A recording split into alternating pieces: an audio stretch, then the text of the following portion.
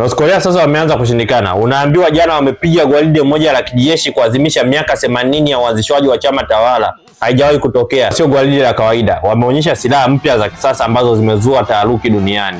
Picha linaanza wameonyesha kombora jipya la nyuklia ambalo kwanza dunia haikudhani kama wanalo. Linaweza likapiga kona yoyote duniani, ikiwemo sehemu yoyote ndani ya Marekani. Inaitwa Hwasong 20. Unaambiwa hili linatumia solid fuel. Kwa linahitaji maandalizi marefu sana ili kuweza kulifyatua. Muda wote tu mkiwazingua, chap na wao wanalifyatua. Wametumia paredi kuonesha pia variants tofauti za hypersonic missiles walizonazo ambazo zina spidi mara 5 ya sauti. Watu walipozani kuwa wamemaliza na kuonesha hypersonic missiles, ghafla akaonesha makombora yao mengine ya kimkakati aina ya cruise missiles ambayo yanaweza kushambulia maeneo mbalimbali duniani kwa usahihi mkubwa. Walifunga kazi kwa kuonesha vifaru vyao vipi aina ya Chonima 20 variant. Ni vifaru vya kisasa ambavyo vimeita service kwa ajili ya kuonesha superiority yao katika ardhi. In short, kupitia gwaride hili Korea Kaskazini wanasema wapo tayari kwa vita ya ardhini, angani au majini.